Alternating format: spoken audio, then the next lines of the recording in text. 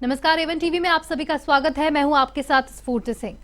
रायपुर में पूर्व कांग्रेस की सरकार की ओर से स्वीकृत लगभग 1,05,00,000 रुपए के विकास कार्यों में रुकावट को लेकर आज कांग्रेस प्रतिनिधिमंडल ने कलेक्टर से मुलाकात कर उन्हें ज्ञापन सौंपा, जहां पर रायपुर लोकसभा के प्रत्याशी विकास उपाध्याय ने भाजपा की सरकार पर कई आरोप भी लगाए।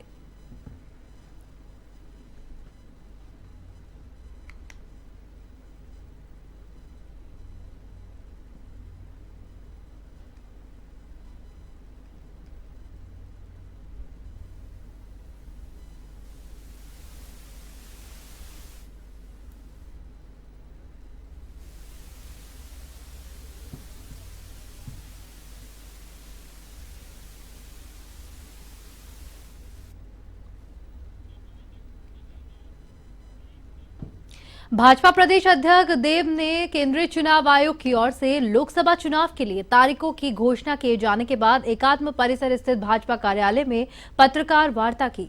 वार्ता को संबोधित करते हुए उन्होंने कहा कि भाजपा की चुनावी तैयारी विधानसभा चुनाव पूर्ण होने के दूसरे दिन से ही आरंभ हो गई थी। भाजपा सभी चुनावों को गंभीरता से लेती है। हमें पूर्ण विश्वास है कि छत्तीसगढ़ की समझदार जनता भाजपा को पूरी 11 सीटें देकर एक व्यापक चमत्कारी जनादेश जारी करेगी।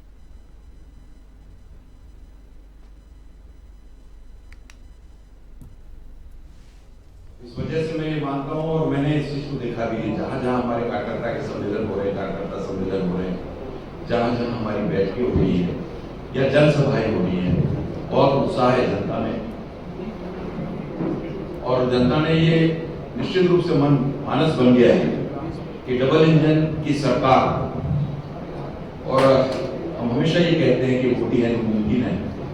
निश्चित रूप से विकास की जो गति विगत 5 वर्षों में थम सी गई थी, वो बड़ी तीव्र गति से और सिर्फ 3 महीने में ही तेज गति से ये आगे की ओर बढ़ रहा है, हमारा विकास की ओर। आगामी लोकसभा चुनाव को लेकर भारतीय जनता पार्टी जोर शोर से चुनावी तैयारियों में जुट गई है। इसी बीच भारतीय जनता पार्टी के कद्दावर नेता लगातार यहां पहुंचकर भाजपा कार्यकर्ताओं को लोकसभा चुनावों के संबंध में कई महत्वपूर्ण टिप्स दे रहे हैं। इसी बीच छत्तीसगढ़ प्रदेश के उप मुख्यमंत्री अरुण साव ने भाजपा कार्यकर्ताओं के साथ में बैठक की। इस दौरान लोकसभा चुनाव की तैयारियों को लेकर पत्रकारों से चर्चा की गई।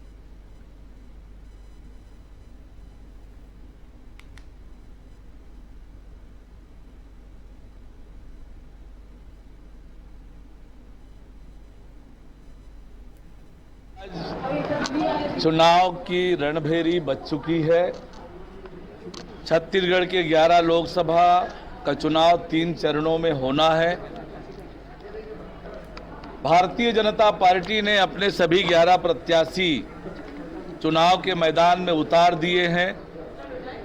विधानसभा चुनाव के तुरंत बाद भारतीय जनता पार्टी ने लोकसभा चुनाव की तैयारियां प्रारंभ कर दी थी। हमारी मंडलों की बैठक हो गई और विधानसभा कार्यकर्ता सम्मेलन की तैयारी कर रहे हैं। आज राजनांदगांव लोकसभा क्षेत्र के लिए निर्वाचन कार्यक्रमों की घोषणा कर दी गई है। इसके साथ ही लोकसभा क्षेत्र में आदर्श आचार संहिता लागू की गई है, जिसे लेकर राजनांदगांव कलेक्टर और जिला निर्वाचन अधिकारी ने प्रेस कॉन्फ्रेंस की। प्रेस वार्ता में उन्होंने निर्वाचन आयोग के दिशा निर्देशों की जानकारी दी।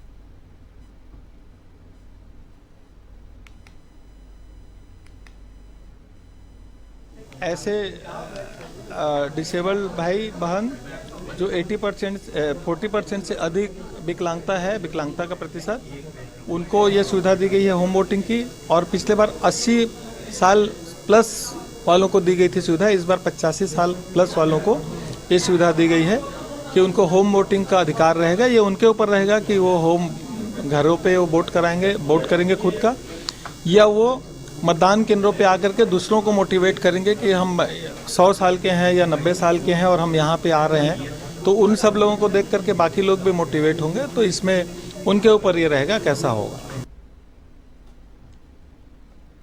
चुनावी आचार संहिता के लगते ही राजनीति गरमाने लगी है। आरोप प्रत्यारोप का दौर भी जारी हो गया है। बीजेपी के लोकसभा उम्मीदवार ने चिंतामणि महाराज ने कांग्रेस के पोस्टर वॉर पर अपनी कड़ी प्रतिक्रिया देते हुए कांग्रेस पर जमकर हमला बोला है। उन्होंने कहा है कि विपक्ष का काम सिर्फ आरोप लगाना है, कांग्रेस के छलावों में जनता नहीं आने वाली।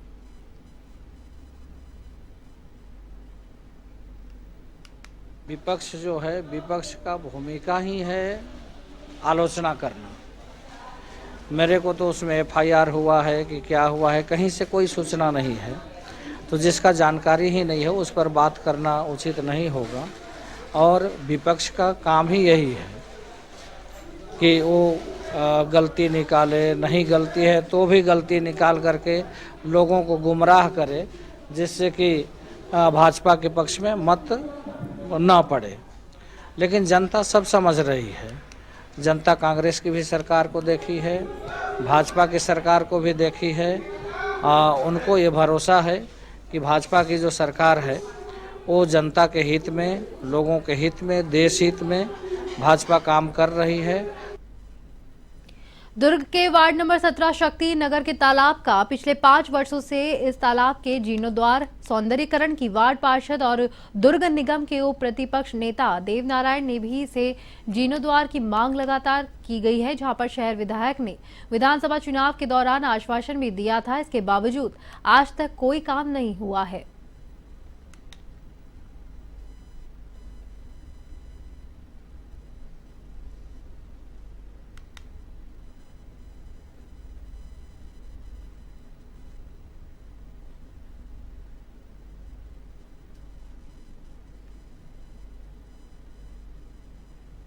करोड़ 18,71,000 रुपए का प्रोजेक्ट बनाया भी था, लेकिन कांग्रेस के शासनकाल में यहाँ के महापौर, यहाँ के विधायक शक्तिनगर तालाब को अनदेखा किया है।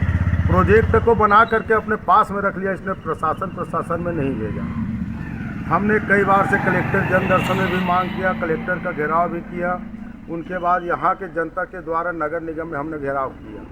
उसने जब हमको आश्वासन दिया था कि बहुत जल्दी हम प्रस्ताव भेज देंगे।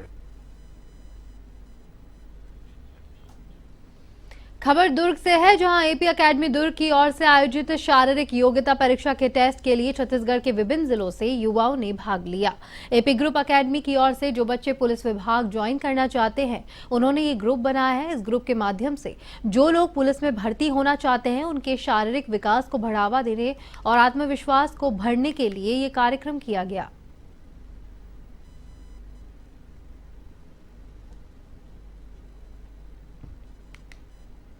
बच्चों का मनोबल देखने के लिए और उनका एक कंपटीशन, जैसे कि गलतियां करते हैं हम लोग, तो वो जो पहली गलती है वो हमारा यहाँ पे गलती है, हमारे ग्राउंड या फिर हम जो इतने अच्छे बाहर से आए हैं यहाँ पे, अलग अलग डिस्ट्रिक्ट से आए, कोई कवर्धा से, कोई बड़ौदा बाजार से, कोई रायगढ़ से भी आए हैं। तो वो वहाँ के हमको तो नहीं पता, हम अपने एरिया में रह के फिजिकल की तैयारी करते हैं। तो जब बाहर से बच्चे आते हैं तब पता चलता है कि हमारा स्टैंडर्ड कहाँ है, हमारा लेवल कहाँ तक पहुँचे। बच्चों का मनोबल देखने के लिए और उनका एक कॉम्पिटिशन, जैसे कि मैं सभी प्रकार का इवेंट में भाग लिया हूँ। अच्छा, क्या अनुभव मिला यहाँ से? बहुत अनुभव मिला। अच्छा, पुलिस बल में जाने के लिए प्रैक्टिस हुई आपकी? हाँ, किए हैं। लग रहा है कि आप इसके आधार से आगे जा सकेंगे? हाँ, जा सकेंगे बिल्कुल। जो ये प्रोग्राम करा रहे हैं उनके लिए कुछ बोलना चाहेंगे? ये बहुत ही बढ़िया प्रोग्राम है, बच्चे को सीखने को मिल रहा है कि उसका नंबर कितना आ रहा है। गाइडलाइन पूरा मिल रहा है? हाँ, मिल रहा है। कहाँ से नाम लिखते हैं?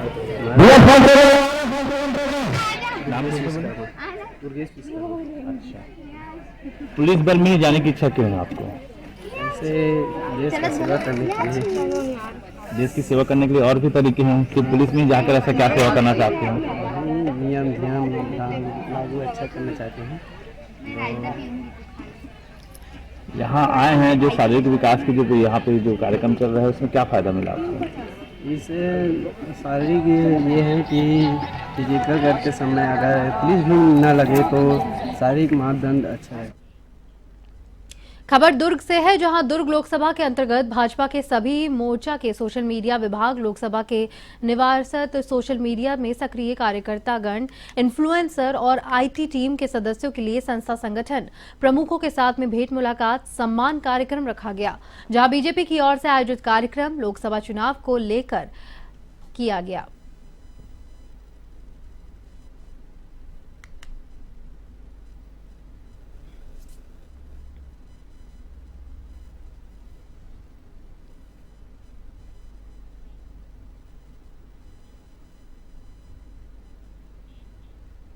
धमंतरी के पोटियाडीह में युवक का शव मिलने की सूचना मिलते ही सूचना पर मौके पर पुलिस का जमावड़ा पहुंचा।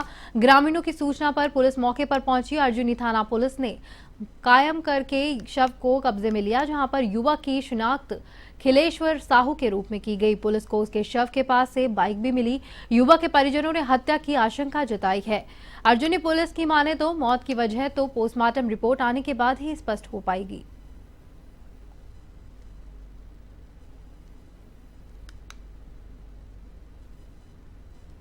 कि ग्राम करतुली का खिलेश्वर साहू जो मृत हालत में पोटियाडीह स्टेडियम के पास पड़ा हुआ है, जो सूचना पर तत्काल पुलिस पार्टी मौके पर आकर मर्ग पंचनामा कार्रवाई की जा रही है और मर्ग पंचनामा कार्रवाई पश्चात जो है डेड बॉडी को पीएम के लिए रवाना।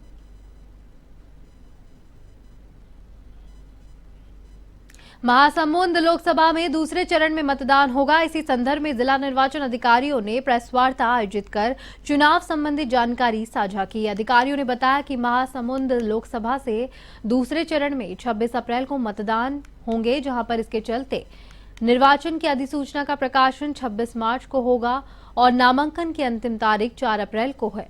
नामांकन पत्रों के संवीक्षा 5 अप्रैल को होगी और नाम वापसी 8 अप्रैल को होगी। 26 अप्रैल को मतदान और 4 जून को मतगणना होगी। जिले में धारा 144 लागू हो गई है। अधिकारी का उपयोग करते हुए 26 अप्रैल को जरूर मतदान करें।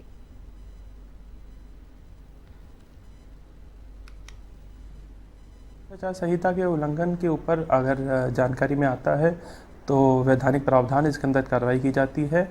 इसके अंतर्गत 1950 है नंबर जिस पर शिकायत की जा सकती है। जिला प्रशासन द्वारा भी एक टोल फ्री नंबर जारी किया जा रहा है। साथ ही साथ हम एक सी विजिल ऐप है जिसमें आप कोई भी आचार संहिता को उल्लंघन को अगर आप फ़ोटो या वीडियो रिकॉर्ड करके डालते हैं तो उस पर हमारी जो टीमें हैं वो त्वरित एक्शन लेती है। तो आप लोगों के माध्यम से अपील है कि इसका ज़्यादा से ज़्यादा प्रचार प्रसार करें ताकि हम नियम के अंतर्गत रह के स्वच्छ और सुंदर इलेक्शन करा पाए। सर, ये दिव्यांग और निःशक्तजनों के लिए क्या है इस पर वोटिंग के लिए? दिव्यांग निःशक्तजन के हिसाब से जैसा कि भारत निर्वाचन आयोग के आदेश है, हम सहूलियत के लिए मतदान केंद्रों पे रैंप्स, व्हीलचेयर्स की व्यवस्था करते हैं, वॉलंटियर्स रखते हैं। रायपुर लोकसभा के कांग्रेसी प्रत्याशी विकास उपाध्याय पहुंचे बलौदा बाजार जिला कांग्रेस कमेटी कार्यालय में मीडिया से रूबरू हुए। पत्रकारों से वार्ता करते हुए उन्होंने कहा कि कांग्रेस का एक छोटा सा सामान्य कार्यकर्ता हूं जिसे कांग्रेस पार्टी ने टिकट दिया है और मैं हमेशा चुनाव को चुनौती मानता हूं। मैं कांग्रेस पार्टी के राष्ट्रीय मुद्दों को लेकर आम जनता के बीच जाऊंगा और निश्चित ही कार्यकर्ता और आम जनता के आशीर्वाद से लोकसभा चुनाव पर विजय हासिल करूंगा।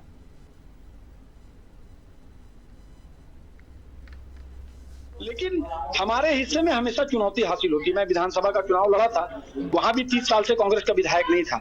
मैं जिला कांग्रेस कमेटी का अध्यक्ष रहा हूं, संगठन के विभिन्न पदों में काम किया। हमने मेहनत करके अपनी टीम बनाई और कांग्रेस की विचारधारा को जन जन तक पहुंचाने का काम किया।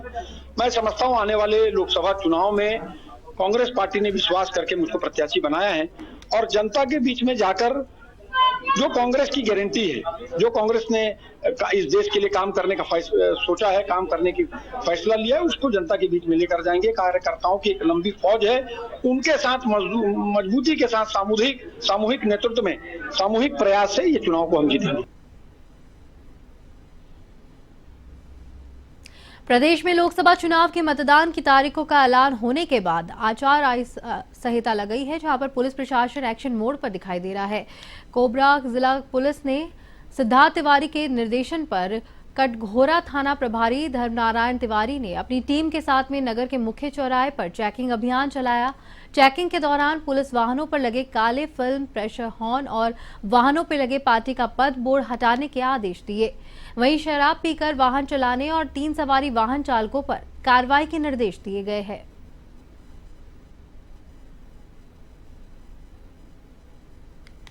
आदर्श आचार संहिता लागू होते ही वरिष्ठ अधिकारियों के आदेशानुसार 3 सवारी वाहन और काली फिल्म, प्रेशर हॉर्न, शराब पीकर वाहन चलाने वालों के ऊपर, शराब परिवहन करने वालों के ऊपर और जो विशेष पार्टियों के बोर्ड लगाकर गाड़ियों में चलते हैं उन सब के ऊपर कार्रवाई और समझाइश की कार्रवाई पूरे कोरबा जिले में और कटघोरा पुलिस के द्वारा की जा रही है। अंतर्राष्ट्रीय हिंदू परिषद के अध्यक्ष प्रवीण तोगड़िया छत्तीसगढ़ के प्रवास पर रहे। वे छत्तीसगढ़ के कवर्धा जिले में उनका भव्य स्वागत हुआ। इसके बाद उन्होंने साधुराम यादव के निवास पर पहुंचकर उनके परिजनों से मुलाकात की। परिजनों से मिलने के बाद प्रवीण तोगड़िया ने कहा कि भारत में हमारे बेटे का सर काटने वाले जिहादियों से अपने घरों में भी सुरक्षित नहीं है। हमें भव्य राम मंदिर तो बनाया है, लेकिन साधुराम यादव को बचा नहीं पाए। राम मंदिर बनाने की सतर्कता तभी है जब एक भी हमारा बेटा या बेटी जिहादियों का भोग न बने। प्रवीण तोगड़िया ने आरोपियों को फास्ट ट्रैक कोर्ट के माध्यम से 3 महीने में फांसी देने की मांग की और आरोपियों के घर में बुलडोजर चलाने की भी बात कही।